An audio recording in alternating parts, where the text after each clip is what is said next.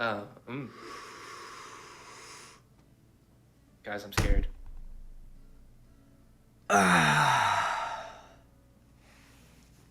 If we don't, he won't. That's how it works, right?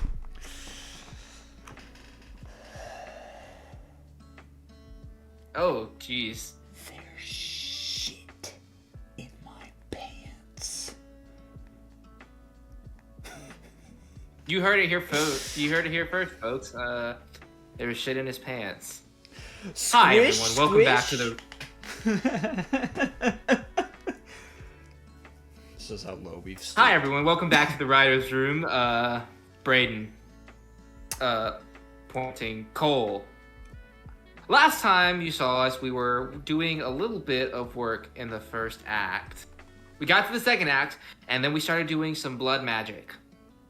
I mean, we started writing about blood magic. That's an important distinction. We started writing about blood magic and figuring out the rules in our story world. Now, I believe Cole mentioned something about Arcane. Would you care to that for me, So, and our audience, please? Arcane magic, in my mind,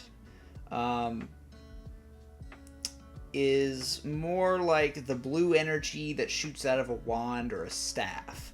Now, in our world, that can also mean magic bullets, but it's more on the side of what good guy wizards are usually look like. Gandalf, Good guy wizard. Harry Potter, minus the stuff that the author, said, but Minus the childhood trauma. Yep. Okay. Yeah, I see. But it's like there's the blue energy. In my mind, there's also like elemental magic involved here. These wizards, in a lot of cases, are associated with like good guy peeps. Peeps. In Good guy peeps. In this world, I don't think that they're necessarily the worst people in the world, but they do have their own agenda in most cases, in my mind. Okay. I see. I feel like they can be very power hungry, but not in the same sense that hunters and blood magic people are power hungry. I see. Because blood power hungry in what way? Well, so in my mind, blood magic people, they kind of want the monsters to spread. They're out of work if they don't have monsters. They kind of want their whole world to be more chaotic. Right. Arcane magic, I feel like they just want to themselves become more powerful within their magic you're using. I don't think it's anything drastic beyond that.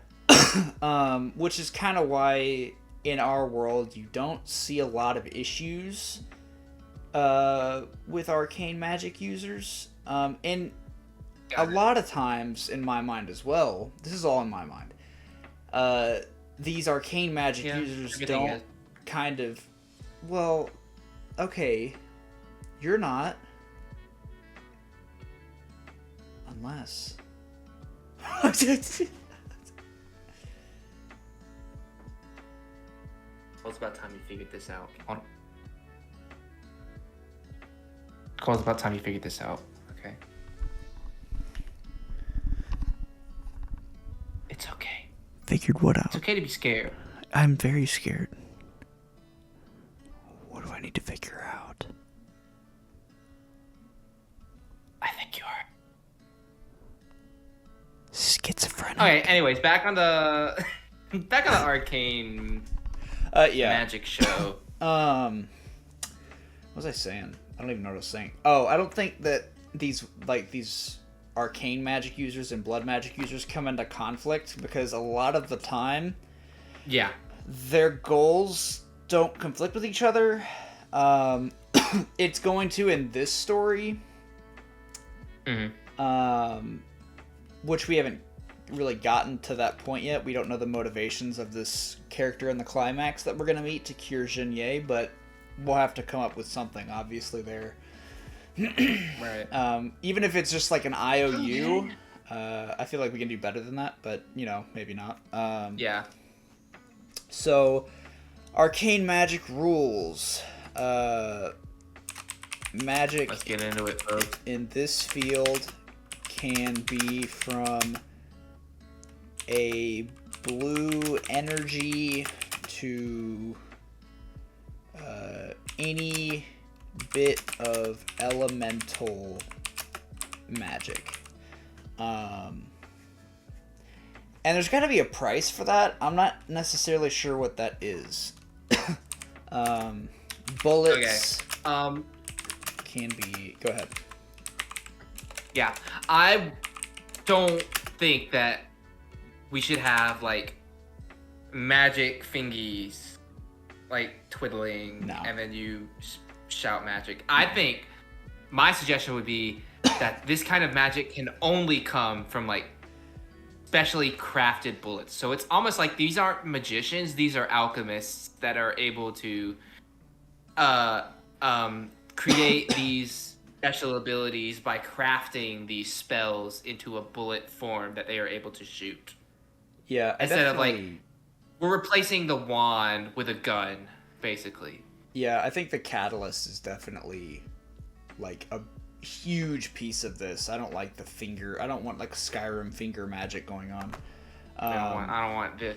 Although I don't want Emperor Palpatine's hands. I do think that in order to get to our magic bullet, there had to have been at some point at least staves. I don't want wands, but I think like a magical staff, especially in this swamp area, I feel like that would fit as having a staff. Like a magic staff, a magic sword. That's kind of cool. Magic sword's kind of cool, but then you have... Magic sword's kind of cool. But yeah, no, I get you. Yeah, and I feel like the bullets are a million times better. But you use like the staff to kind of help create them, maybe. It's one of those things where it's like they're using the old ways to create the new ways, and the new ways are vastly superior to the old ways, I guess. With any of this magic,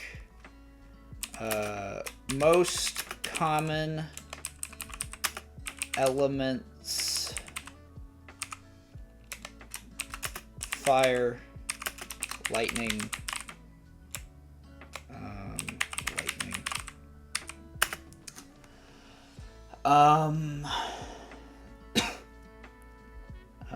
what do we think? What's two other good ones? Water, ice. I like ice. Rock. I like ice. Let's do rock as well. I don't hate water, and I'm not saying we can't use it. These are just the most common types. Okay.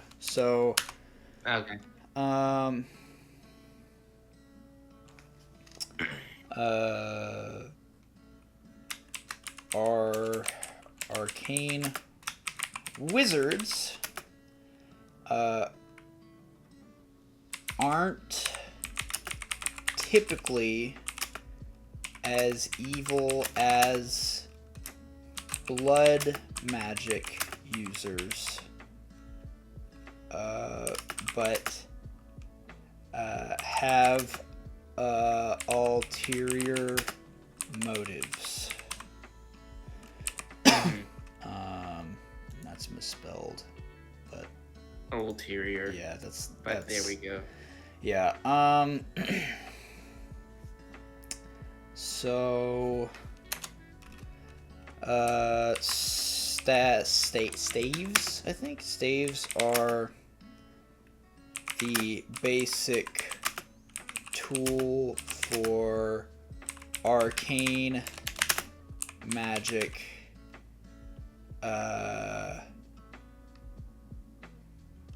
At like it's the most base level, so it's the basic tool for arcane magic users.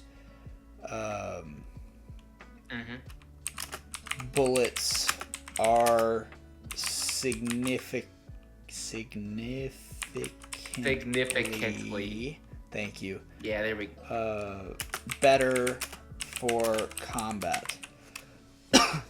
Like, there's not a Yeah. spell to, like, block bullets. So it's like, stabs are slower. They're not, like, useless. They're really good still. But it's just like, bullets versus a stream of fire, I feel like it's just not... Mm-hmm. Because they're not, like, immune to regular bullets still. So... Yeah. Okay. And then... I'm gonna say usually arcane wizards are found living alone, working on their studies to become more diverse in their field. Yeah. Okay. And this is your character, so you can go ahead and X-nay anything I'm saying here, or even add to it, because this is kind of your character that I'm messing with. Right now, I don't know. I can't think of anything You've never that I want to add. I can't think of developed. anything that I want to take away. Okay, well that's a good start. Yeah, I like this start. Yeah, and this is something we'll definitely be thinking about as we work on the beat sheet, and we'll probably add or take away. All of this is absolutely subject to change. I think we've been saying that as we went along. Oh, but yeah. depending on how our plot goes, we may have to make some alterations. So Yeah. but we'll keep you updated if we make any changes off camera that we need to address on camera. But we'll try to make every major change on camera. But Absolutely. now that we have that, Cole, what do you think is the next step here? Do we go back to the beat sheet? Do we need to work more on some of these rules? Or Well, is there a third option that we need to address? let's review blood magic rules. Yeah. So, Okay. hunters dabble in blood magic. For those of you that know what The Witcher Yes, they is, it kind of is similar to like a mixture of Bloodborne and The Witcher, where they use different monster bloods to create sort of a potion that can enhance them, or they take some monster blood and use it to heal them. I don't think we've gotten into the specifics on how that works quite yet, but we're gonna kind of create our first usage of it healing somebody. My proposal for that actually is the rabbit from last episode that is now turned into a monster. We use that thing's blood to heal the coyote. So Junye kills the rabbit monster. yeah. Coyote uses that blood to heal the leg wound that Yep. he suffered in this skirmish. Yep. All right, yeah. Cool. So the number 2, I've already covered. Number 3, so there's a step above hunters. Hunters are kind of anti-hero-ish in a lot of cases. But at least the coyote, definitely. Well, the coyote for sure, but I guess this is... I'm talking about what they're supposed to be. In reality, a lot of them are evil. Like a lot of them. I'm not going to say all of them are. The vast majority, and especially the ones that are in a position of power. Yes, absolutely. But so the further you dive into blood magic, the more kind of your brain kind of goes into more monster-like territory. You're losing your intelligence. You're becoming more feral. And so you kind of lose all of your intelligence. Until you're at the point where you just turn into a monster. You start killing everything that you can. So you lose your intelligence except for your blood magic use, which also, now that I'm thinking about it, I'm gonna add a 5th rule. Actually, I am gonna add a 5th rule, but let me finish my summary here. Please. Blood wizards can use their own blood as projectiles. If you guys have seen Infinity War, there's a wizard guy, he throws like rocks and stuff, so they kind of can like take their own blood, like they cut their hand or something and they turn it into like spikes, they can throw it. They can also make like blood swords, blood knives, whatever they want to do there. They're probably not the most versatile in combat, but they can do that if they wanted to. And then also they can perform rituals with other people's blood, which we haven't gotten into the specifics of that either, but there's definitely a path to explore there. Now the fifth one, if a blood wizard, this name is pending. I hate this name, but I can't think of anything else at the moment. Yeah, let's change to some of these names. We'll get to it. But yeah, we'll get continue. to. We'll need to think on that. If a blood wizard transforms into a monster,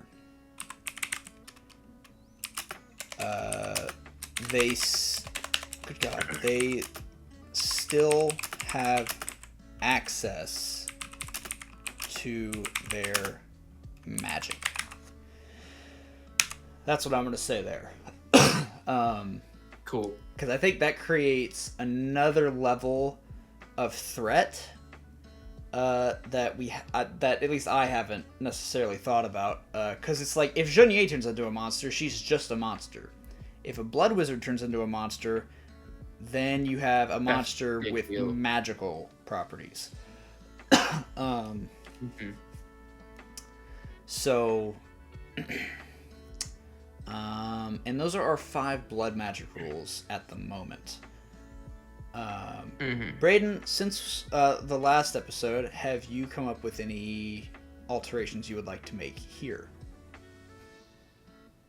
I think we should discuss a little bit about the special blood havers like Zhonye.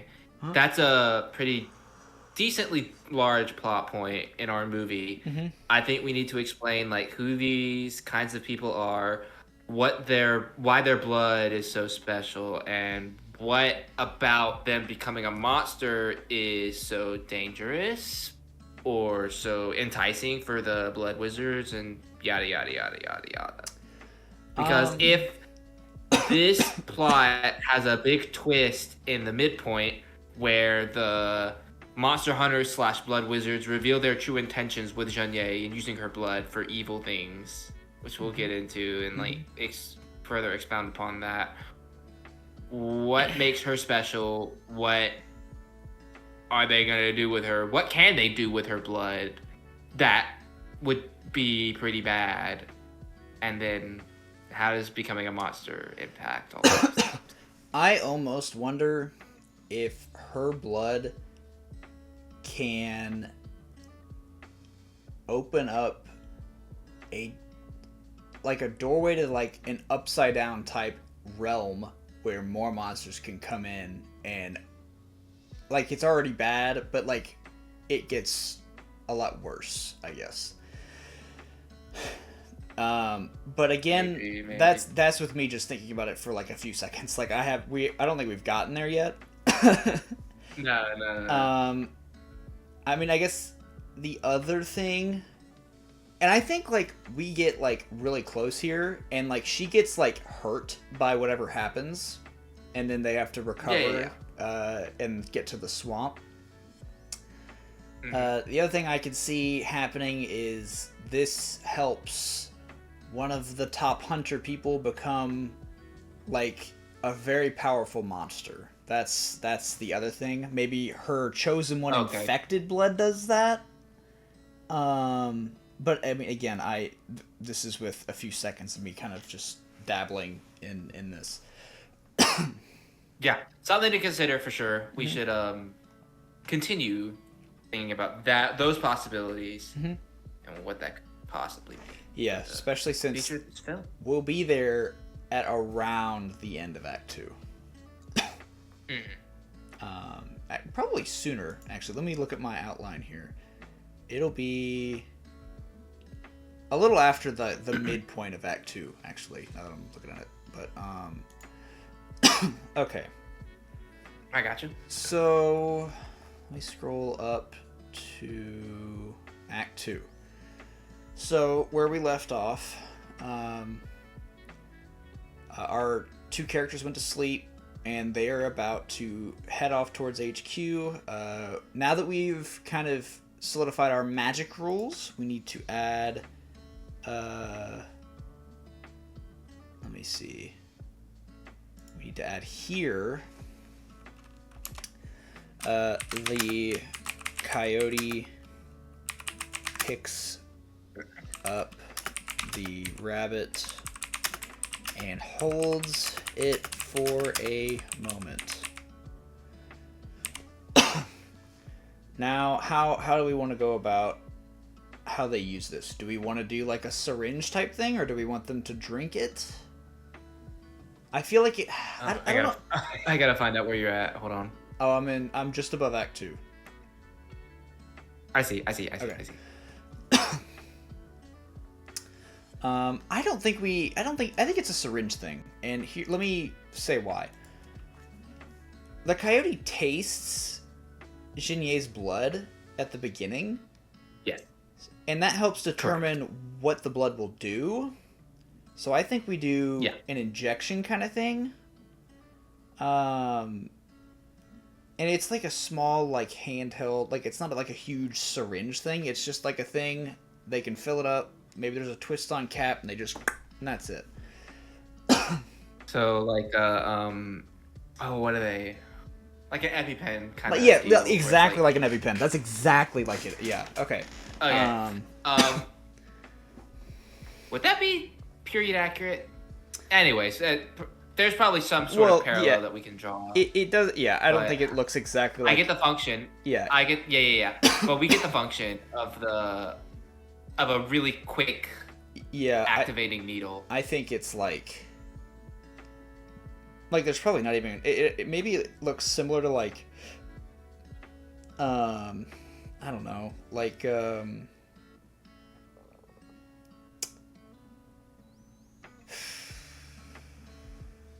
blanking. You know what I'm talking about, though. It acts like an EpiPen. It doesn't look like one. Yeah, no, I know exactly what you're talking about. You know, I know exactly what you're talking about. Fills. What do I call this thing? Good question. I don't know. What do you call this thing? Let's just say needle. I'll just go with needle. Fills. Needle. Yeah, for now. Needle. And does heroin. Yeah, he gets a spoon out. He heats up the spoon with liquid in it, or melts the. I don't know how heroin works. He fills a needle with. Is it heroin? Yeah. So you melt a thing on a spoon, and then you take the syringe. I think. Yeah, let's continue talking about how to take so heroin kids, on this show. is how you do heroin. He fills the needle with the rabbit's blood. Yes. I'm gonna add Jinye watches. As he injects himself after a few moments his wonder if it's maybe it's like a Wolverine thing where he like feels the pain, like there's a painful. Well, no, he doesn't feel pain. How does that work? Because he feels. We know he doesn't feel like emotion. Well, he's a bottler. He's a. I think he has to feel pain. No, I know that. I'm trying to think about the logic of this. Does the healing itself cause pain? I think it does. Yeah. Okay. Absolutely. After a few moments, the coyote. I was just referencing Wolverine because he's one of the people with a healing factor. But I think after a few moments, the coyote begins to grunt in pain as his leg wound slowly closes. So it's not an overpowered thing. It's a thing that's slow, and it's really only best used out of combat. Not saying there wouldn't be a situation where we could, use it in combat. He definitely needs substantial cover, I think, if he's going to use that in combat. Yeah, it probably depends on the wound that he has as well. Yeah, probably. So, how deep it is, how big it is, where it's located. And there's probably an argument to be made for how well blood wizards can heal themselves, because they might be able to do it quicker, but we're not there yet. So Okay, now we are officially working. We're going back into Act 2 with silly things. We said that we were in Act 2 in the last episode. Now we are officially in Act 2. We are going to write words in this section. We have done that so many. Like, we go, all right, we're going to finish Act 1 this episode. We're going to finish it. And then we would do something else for another. Anyway, we're actually going to write sequence 2.1 right now.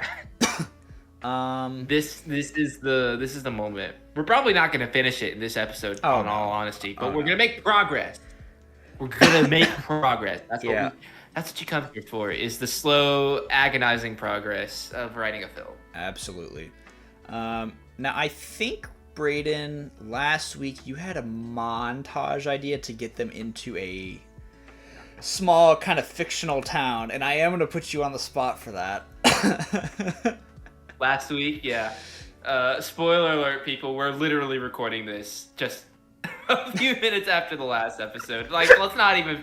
Yeah, let's that's not true. Try to, let's not try to hide that. Yeah, okay? I just changed shirts. I'm having my second coffee of the night. That's correct, yes. The costume I wore is, like, literally right here. Yep, like, that's right. But, yes, last episode, I did pitch... And I'm going to briefly go over it again, just in case you forgot, because I don't, because I literally talked about it not 40 minutes ago. But for the audience who maybe had a couple of episodes or a couple days in between, here's how it goes. Junye and Coyote, we do a very, very quick montage. I think like 3 pages max, maybe probably close to 2 would be ideal. Yeah. Of them walking through the wilderness, interacting, going on a journey. So we have some time pass. They get to a small town. I imagine, for dramatic purposes, this town is one with the monsters. There is a peaceful group of monsters. I know we did all the research, so they're there. We have those data. I don't remember which monsters specifically were like the peaceful ones, but let's just say those monsters live in this town in harmony with the people, and they are able to get along. So this is our first instance of seeing the monsters are maybe not all bad, and this is definitely a test for two. It's our second time seeing monsters. Peace. It's our second time seeing monsters. This is our first time seeing peaceful monsters. True.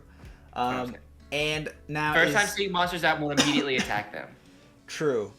I do wonder though if it would be better to have them only come out at a certain time of day so that there's a build-up for it.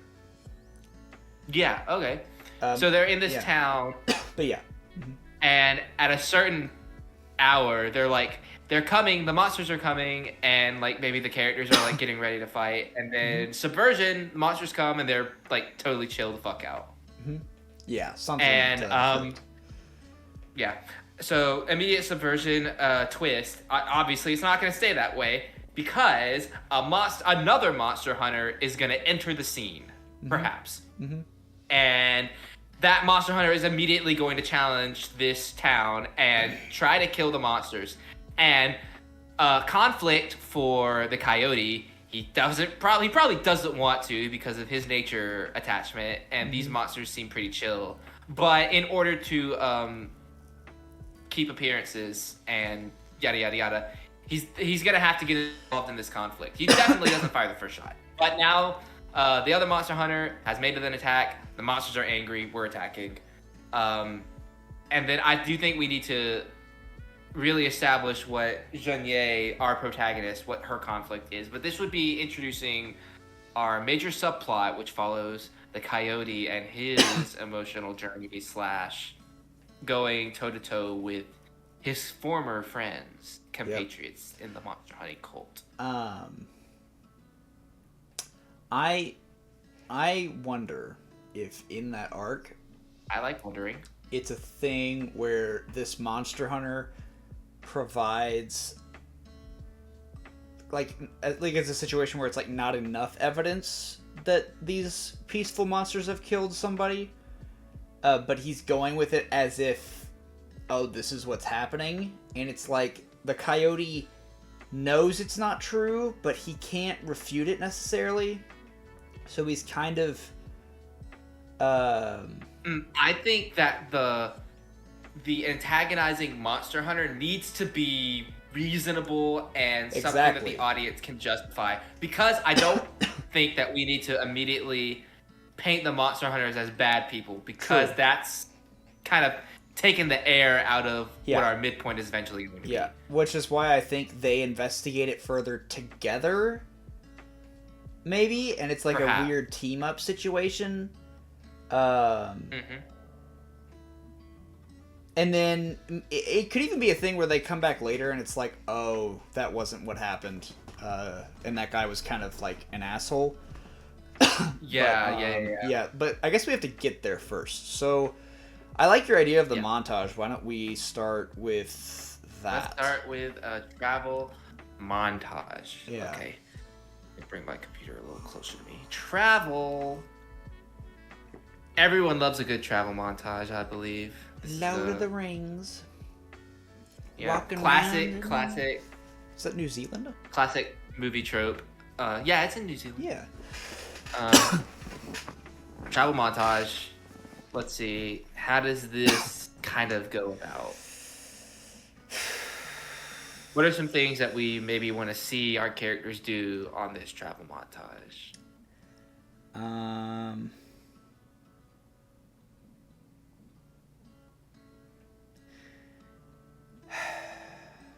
I don't know. I almost want to see them get to know each other at some point, but that's kind of hard to do in a travel montage. We can kind of see inklings of them getting along. Coyote and what we'll say, Junye and Coyote look out for each other. Glimpses of them getting along more and more, but the road is not easy. There we go. And that can look like anything, and I think once we get into the script writing bit, that's when we're going to get real creative. But this is kind of the essence of what the travel montage is usually supposed to do. I've just thought of a moment that I would love to see where they see like a trap of some kind. Like the monsters have set like a thing. And I don't know how that would work, but like the coyote is very well aware of this. Jinye isn't, but he stops her from like, you know, setting off. Yeah. Maybe it's like an ambush kind of thing. But then there's another dude coming from like the opposite direction who doesn't catch it, and so the coyote's like waving his arms like stop, and then but it's like too late, and so the coyote and Jinye have to like run because these are like I almost I think that this moment needs to be put into an action sequence instead of like in our I don't think they travel fight. montage. I don't think they fight it, the monsters, I like but this. yeah. No, but I'm saying like this this conflict. Maybe that in a- happens in an after action this town then. sequence. Yeah. That's what I'm thinking. Okay. Something like that. Let's do that then. But I'll keep it here. But just for now. That's fine. I like this idea. Yeah, that works.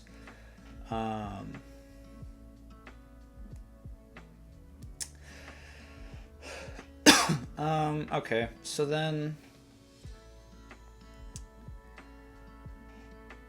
let's let's have them arrive in town, because I mean the travel montage is getting them into town. Your background They changed. arrive into town. Have you not noticed that? It's been doing that for 2 episodes. I don't have eyeballs. These are glass. Purple. Wait for it. Yellow. Gold. Wait for it. Wait for it. Orange. And then it's going to circle back to blue in like 10 seconds. That's crazy. Which is our channel colors, by the way. Our channel colors. Purple, yellow, Orange, blue. There we go. Look at that. I wonder if... I guess mine probably can do that. I just have to configure the non-lights. That's what I'm using. I'm using non-lights. Okay. Anyways, yeah. So they walk into town. Mm-hmm. Okay. Entering the town. Yeah. Uh-oh. Uh-oh. Uh-oh. Uh-oh. Uh-oh. You're not moving. I hear you, but you're not moving. Oh, wait.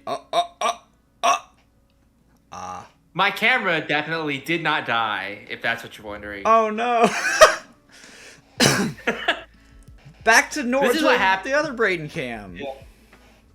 Yeah. This is what happens when you record 2 episodes back to back with my shitty ass camera battery. It dies, but it's fine. We're gonna keep moving like nothing happened. It lasted an hour and a half, though. It's pretty good. Not bad. Not terrible. Cool. Anyways, we're entering the town. Is what we're doing. We're entering the town, and this is a smaller town. I think we have one main street and then one, like, it's a T town. So Main Street, and it turns into a T intersection that has like a shorter street with like some of the major buildings, like a town hall. Classic T town. It's got like town hall sheriff at like the T area. I don't think we subvert the genre of the towns until we get to what did we pick? Dallas? I think we picked Dallas. Yeah, we picked Dallas for HQ. Correct. So I would say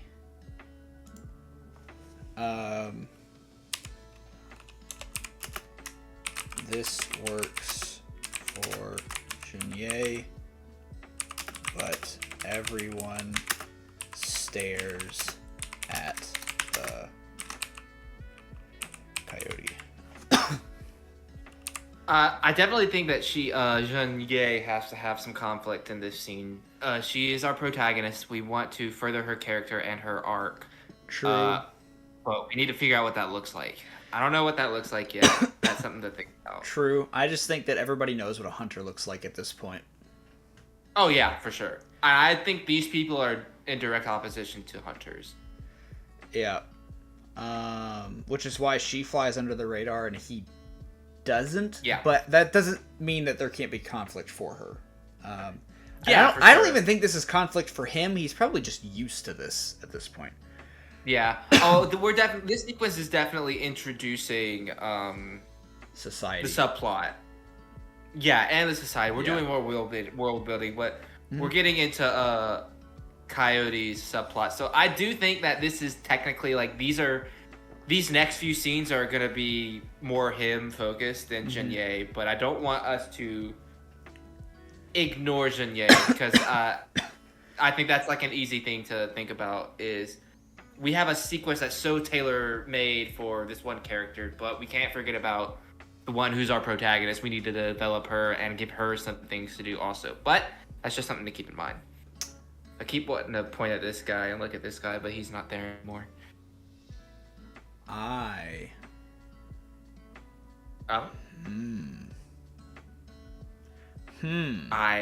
listening with very perked ears. I've had an idea of how to introduce the peaceful monsters. Okay, explain to me. We need a throwaway group of monsters to... Well, we either need that or some, like, bandit-like people that aren't hunters. We need the town to be attacked somehow. Which means we get our first combat encounter with... third combat encounter with Junier and the coyote. And this means we get to show off she doesn't know how to use a gun. we get to show off the coyote's skills and her martial arts skills, as well as melee weapon skills. Got it. But they get overrun, and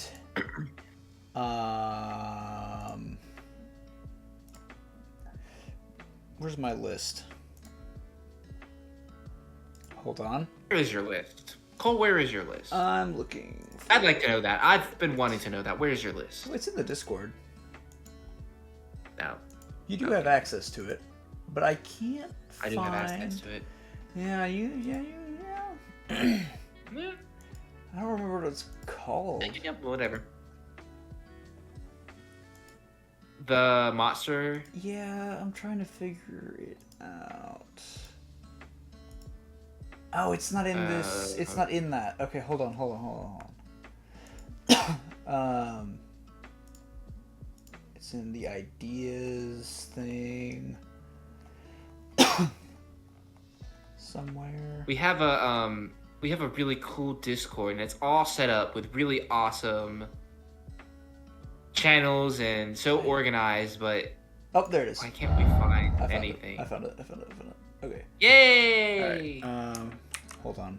Pull that bitch back up, baby. I'm working on it. Okay.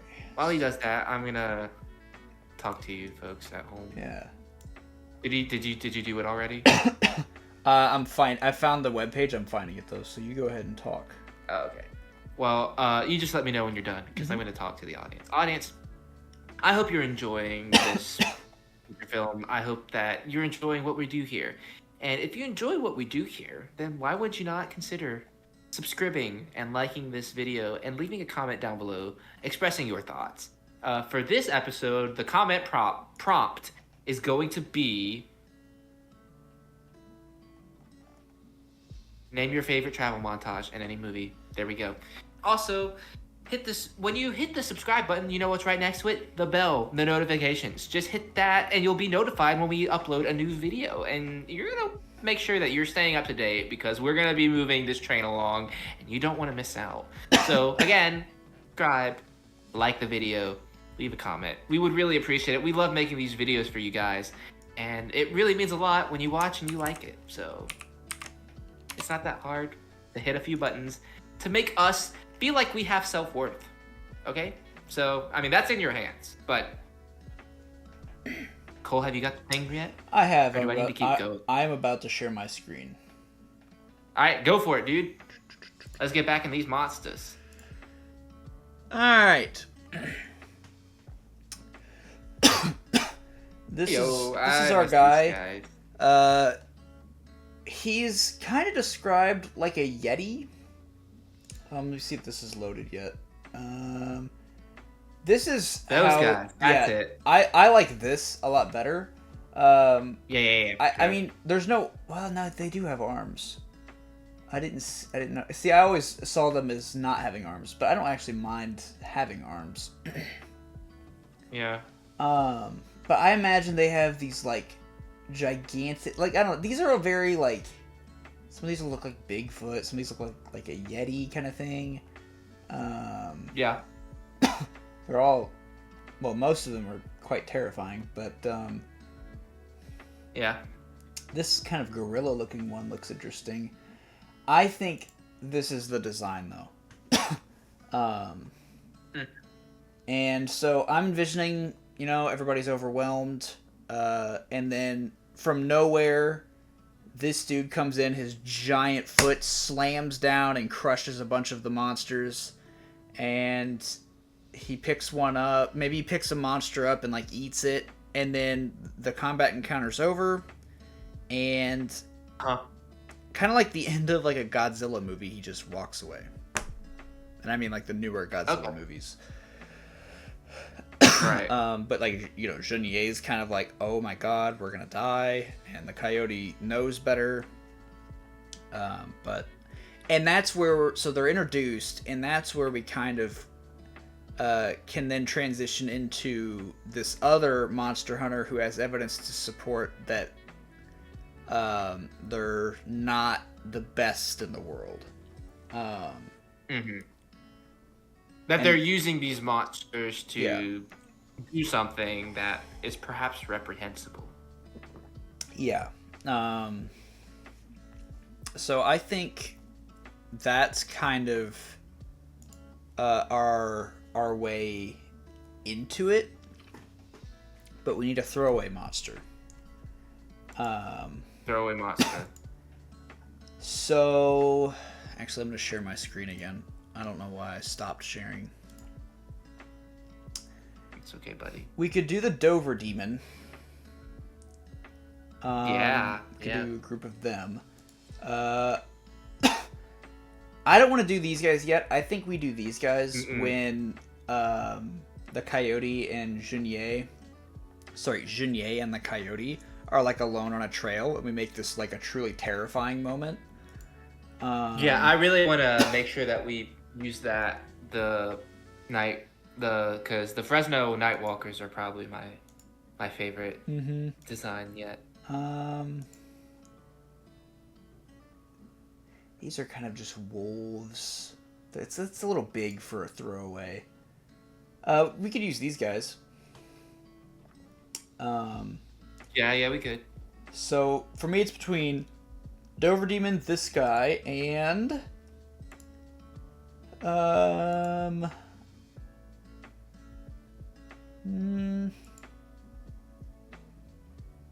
maybe a couple of these things, but I don't know. I don't know about using that one. That one's kind of a generic. I think you cut off there. What was that? Hang on. Hanging on? Yeah. So I don't think I don't know if we want to use these guys even at all because they're kind of janky looking. Yeah, I think they're kind of neat, but I don't really. If we can't really fit them in a natural way, let's just not. Yeah. So it's between Dover Demon and nope, this and guy. a demon-looking guy. Yeah. Which I don't know. I don't remember the backstory. I'm leaning Dover Demon at this point, but Okay, let's do Dover Demon. whichever one's I'm gonna Dover Demons. go ahead and start writing stuff. I'm gonna look for the backstory on this article. Right, I'm writing stuff. What am I writing? What am I writing? We need to transition we don't into know a that. combat encounter with the Dover Demons. Transitioning into a combat thing. Okay. Yeah. The town is. We need to get to the town being attacked by Dover Demons. Okay. All right. So, audience, if you can or cannot see the beat sheet, I will just remind you of what's happening. They can see We're it. in the T-Town. Okay, cool. So Junier and Coyote are trying to blend in. Coyote's having a tough time because he is a hunter. Perhaps maybe a small crowd forms around the two as they try to move forward. Lumbering footsteps behind everyone, and it's that monster that I already forgot the name of. A large Sasquatch like monster approaches. Junier is initially terrified, but prepares to fight back. Coyote holds her off because he knows something that we don't. The monster passes by peacefully.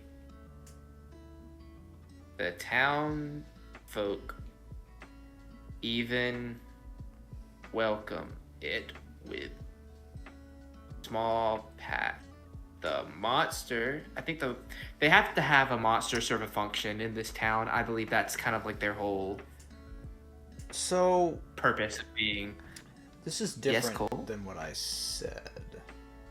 All right, we're going back over the Dover Demon for a second. What are we looking at? Well, so as far as I can tell, and this is just with a few, I'll do more research to confirm probably after this, but we're gonna probably just use. They just kind of wander around aimlessly. Okay. There's theories where it's like they're aliens looking for their UFO. But obviously, I think we can stretch it to where they're just like they need to feed. But my idea for showing off the peaceful monsters was to have a bit of tension because the audience doesn't know what they are. But like, if they were to step in aggressively when the Dover demon shows up instead of just coming in through the town, then I think there could be like an oh shit moment. But that's just me. Okay, well, let's rewrite what I got then. Yeah, do better. Yeah. Well, no, I mean, I don't disagree with what you have either. If you think we should do it that way, I'm fine with that.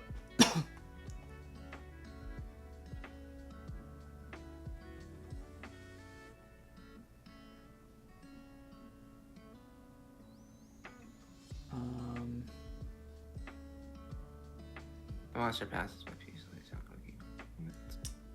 This is interesting. Okay, I'm gonna stop sharing, I think, because I think we've got an idea there.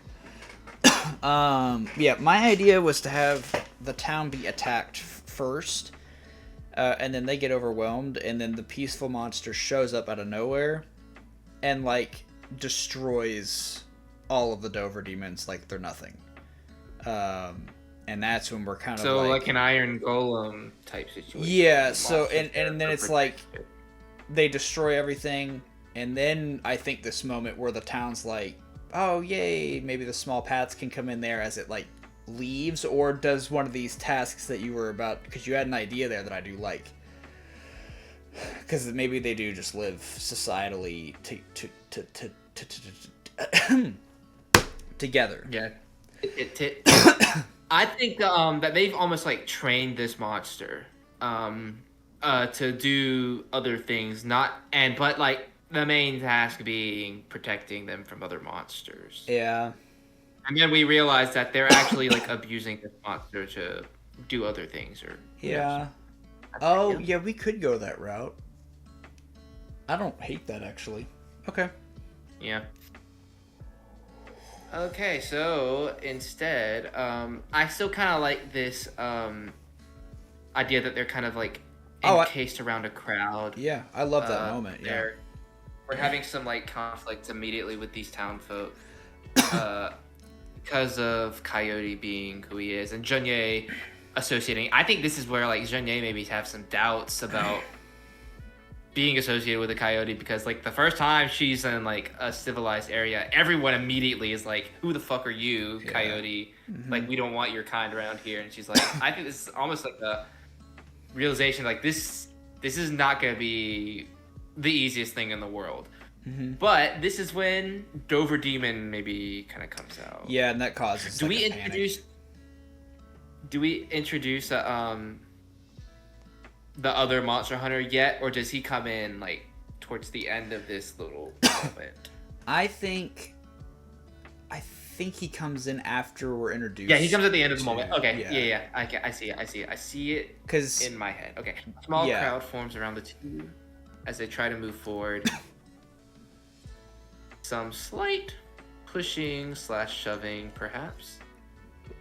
Suddenly, all attention is turned to a Dover demon.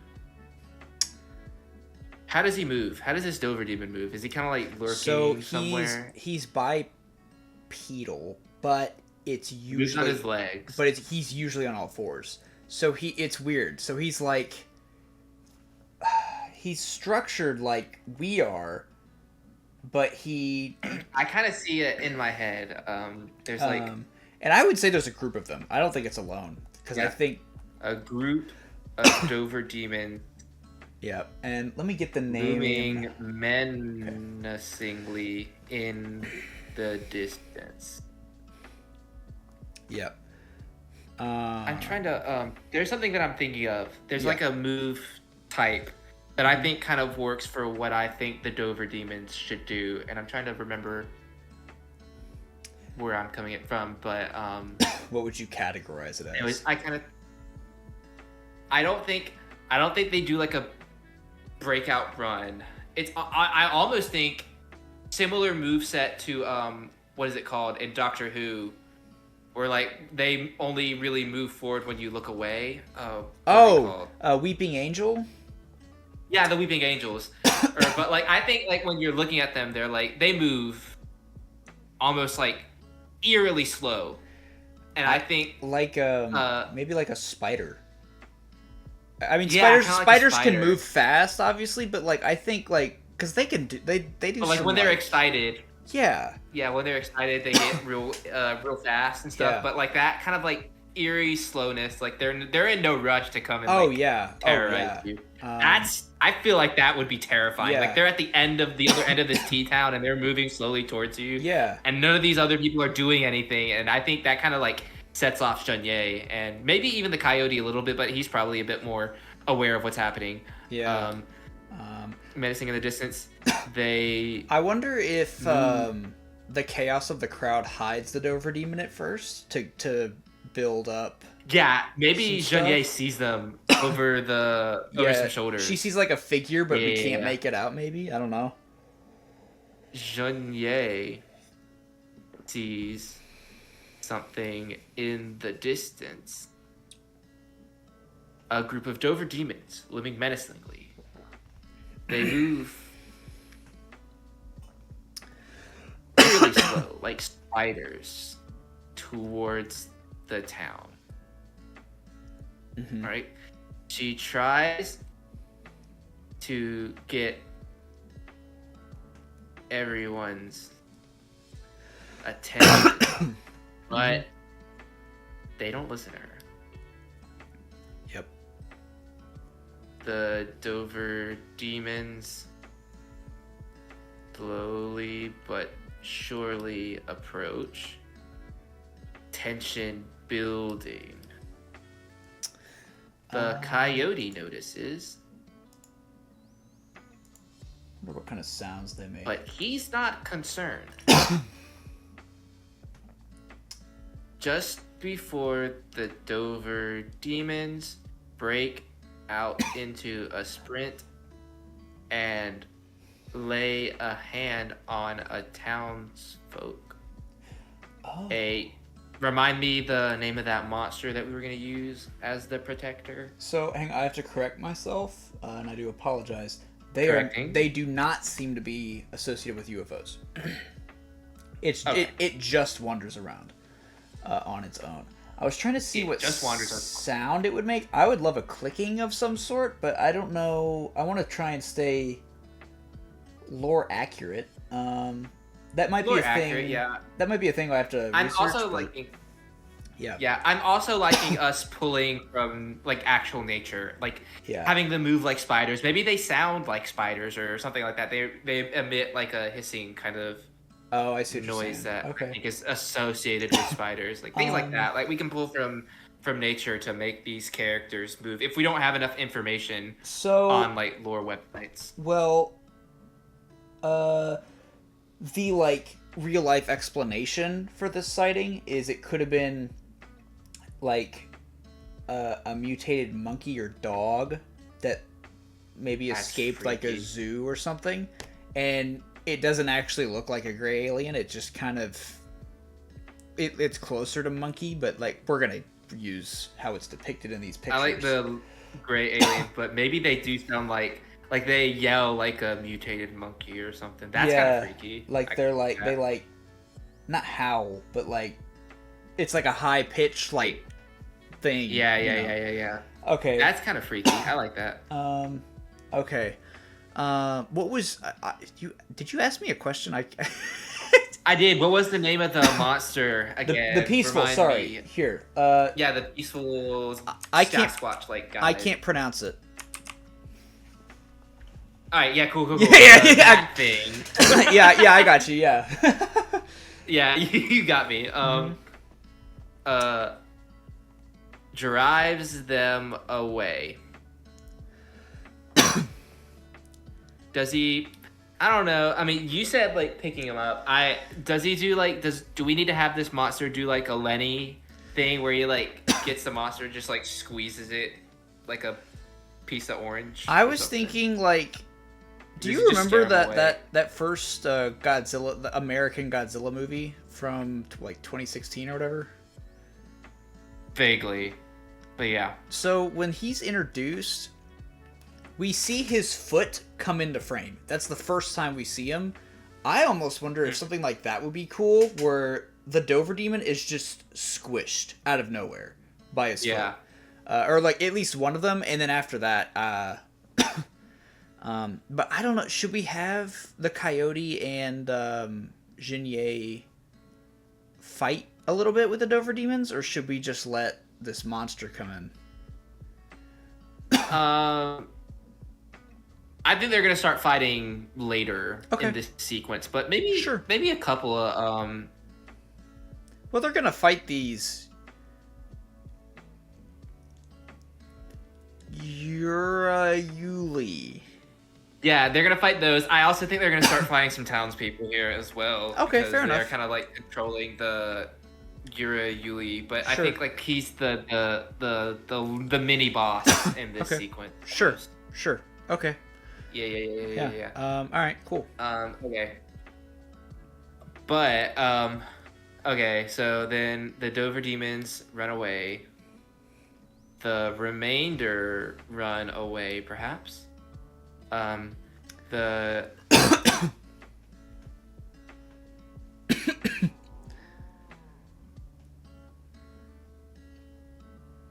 yeah. Uh-oh. I don't know what happened. Oh, yep. You froze on my screen. Oh, he's back. He's back, everybody. Oh, well, you were gone to me. So that being gone is relative, all right? Okay. So the townsfolk, I think there's almost like a moment where they all kind of like, the townsfolk like reach out to the Yuli or whatever and like. Yeah, I liked your pat. I liked your pat moment, honestly. The townsfolk all reach out to pat Yuli. That's gotta be right. Junye. Yeah. And Coyote watch in shock / amazement. This is the coolest thing, or this is the weirdest thing that they've seen. I don't think the Coyote's amazed. I feel like he's heard of this. No, probably not. But Jinye, absolutely. Yeah, definitely. Watch it. That's how you spell watch it. I think they use this opportunity to slip away as well. I don't know if that's where you're going or not, but yeah, probably. They slip away. And I think here in some form or fashion is where we introduce our secondary hunter character. True. We are about out of time, but if you have a really good thought, then otherwise, one really quick suggestion. Sure.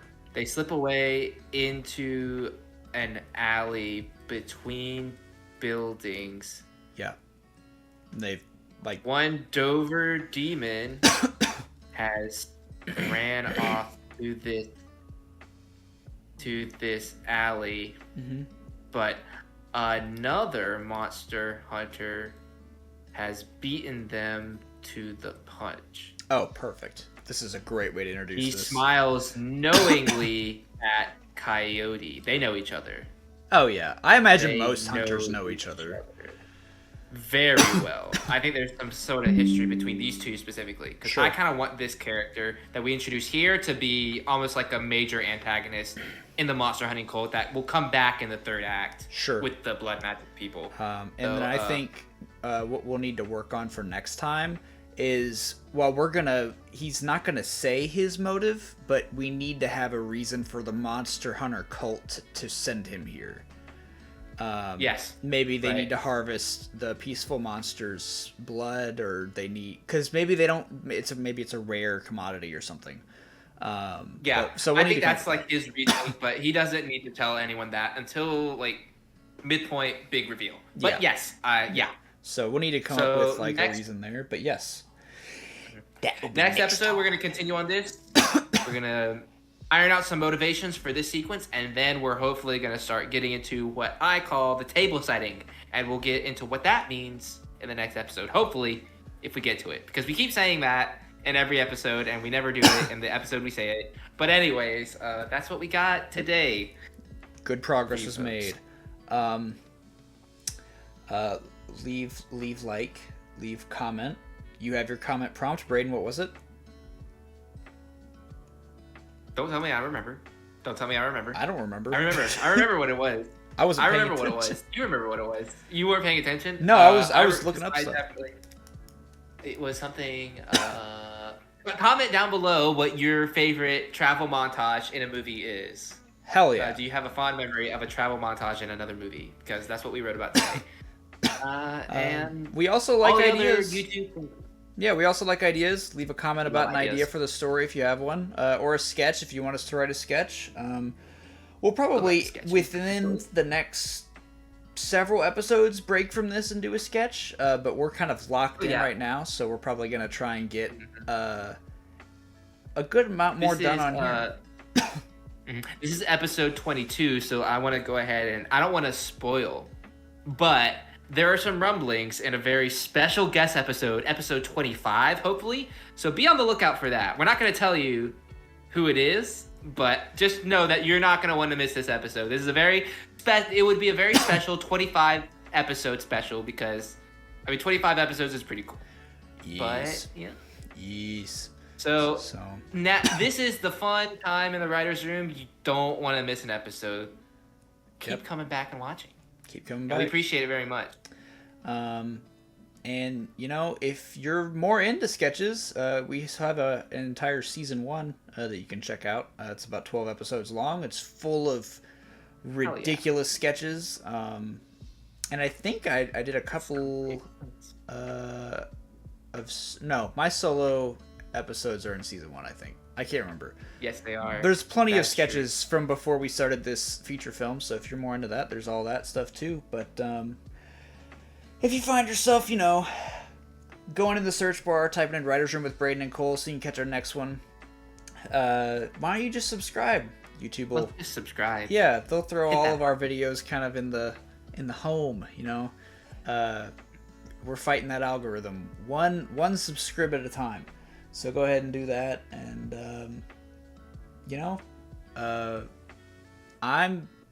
I have to donate a yellow sample to the porcelain god, so I really have to wrap up.